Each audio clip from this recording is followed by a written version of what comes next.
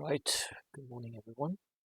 I have another, not tutorial, but a list review, and this one is again for one of the Megatron 3000 lists. This is from, just a second,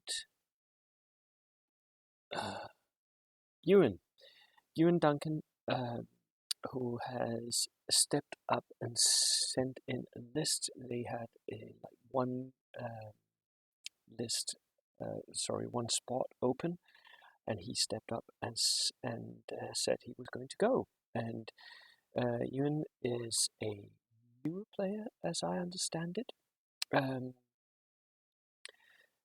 So he's only had 2 games as going to his first event, so that is always nerve-wracking. I still remember my first event going to that. So that is very, very cool. So much good luck. I really am rooting that you do well. But what we're really here for is, of course, to watch what it is that he's bringing. And it's always interesting to see newer-ish players because their approach to the game compared to old, competitive, jaded players like myself is always very strange and different. So let's go and see his list. Right, we have a 15 order dice, 1250 points. 15 order dice is pretty good for 1250, in my view. You could have gone up to 16 to 18, but it really depends on how you're spending the points. Second lieutenant with an extra man, this makes them more survivable. Although if you can get inexperienced lieutenants, it's just a matter of saving points. Really, for me, running inexperienced lieutenants is better because you can still equip them with SMGs, but you're not really spending that much points on it. And inexperienced lieutenants is 35 points, and this one costs 60. So for me, you can still do snap 2 if you really want to. So, and they of course have the Canadian, because this is a Canadian infantry division, 1945. So they have the Canadian rules where they have hate the SS, and you can get stubborn on them, I think, as well.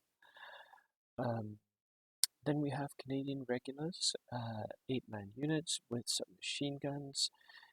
These are skirmish units in my eyes. I don't think you actually need the submachine guns for skirmish units, but it's okay if you have the points left over, why not? A free observer, because of course they're British, so you get the free observer. Again, they can have the Canadian special rules, that's perfectly fine. Euan is bringing in extra man with his observer. I often do this, although not always.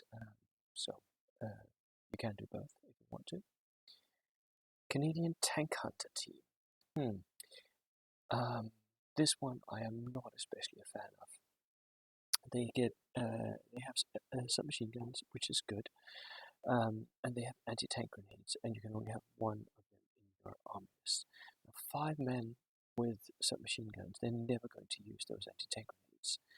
So if this is the only access you have to submachine gun units, because this is a close range, close assault unit, then okay, I can see that. But if you're paying for those anti-tank grenades, then that seems a waste of points, really. I would rather have gone with Canadian engineers if you could. I'm not sure if you can get engineers in this selector, although I think you can. And another infantry section, this time with 2 submachine guns and anti-tank grenades. I am definitely not a fan of buying anti-tank grenades on small units. These small units, if you're buying anti-tank grenades for them, what are you really expecting to do? Are you going to charge a tank? Tanks are 8+, 9+. You have 5 men attacking. You maybe get 3 hits. That will mean 8+3. So most of the time you're not even able to penetrate the tank. I don't think that. I think if you have to run and you really want to run anti-tank grenades, and you can do that in some army lists, I think they're better spent on large units where you make sure that you have a lot of hits when you're charging that tank. At this size, they're not going to do much. And I think I know what this infantry unit and the tank hunters are going to do. So, and in that case, if I'm correct in what I'm assuming that you're going to do with them, they're not going to use those anti-tank grenades ever. Right.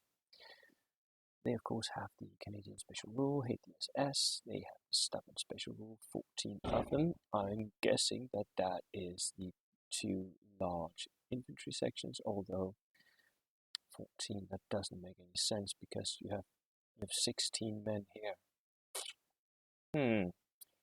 So what is he giving the Stubborn Rule to? I'm not sure. Maybe you can tell me. Because, well, you have 10 of these, and then maybe 14 of the Lieutenant and the Observer. So that could be it. Stubborn, I'm really a fan of Stubborn, but mostly on infantry units that are above 6 men, because that means that you cannot get killed with a flamethrower. Right, let's look at, then we have a medium mortar, regular with spotter. Perfect, no problem with that. Regular Pier team, you're going to have to do that if you can't get any bazookas. Canadian Scout Sniper team. Scout Sniper team? Yeah, behind enemy lines on a sniper team and recon troops. Interesting. What is it that those will do? Let's watch here. Recon troops. They spot better. Can't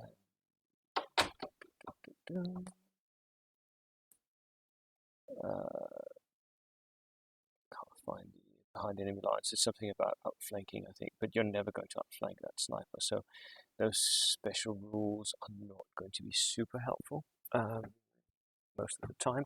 Although it is nice having a veteran sniper. A veteran sniper survives the sniper duel much better.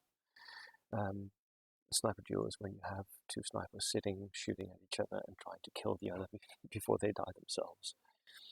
We have a regular artillery piece, howitzer with spotter. That's very good. It has the 25 pounder AT shell, which is pretty good. Armored cars, the Greyhound. I am not a fan.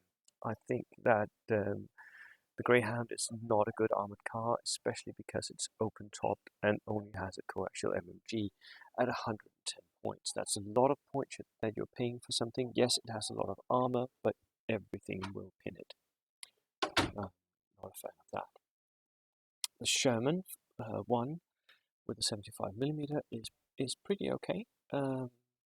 It's a 9+ medium tank. Has a medium anti-tank gun, so it's pretty cheap for a medium tank.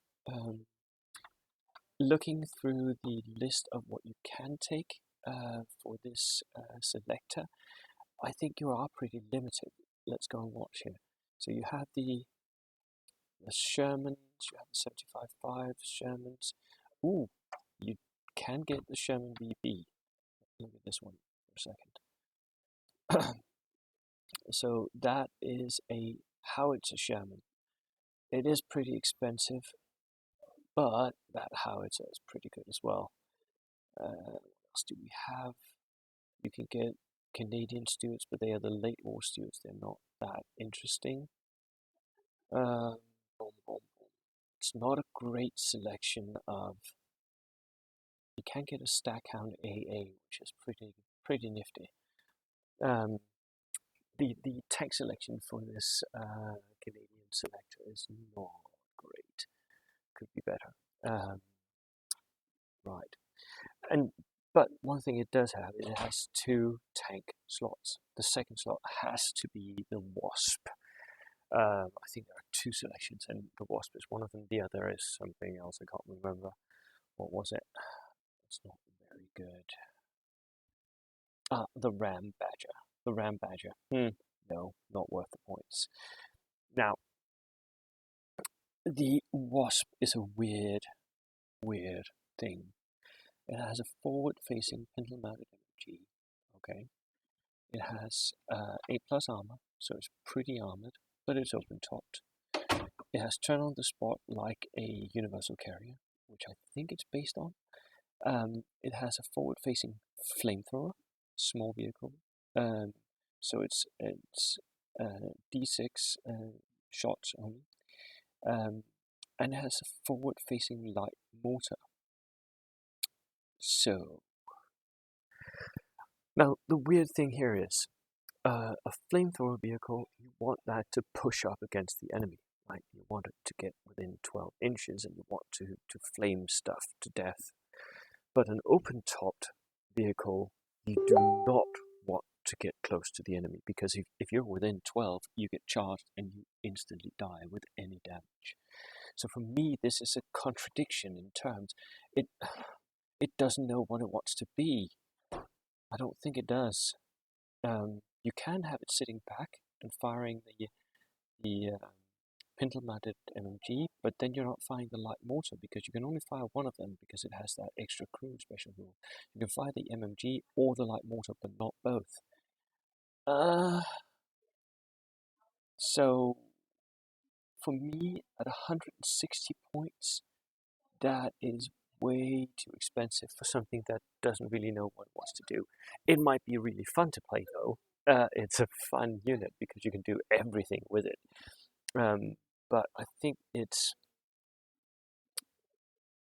overpriced, and I think it doesn't really know what role it wants to fill.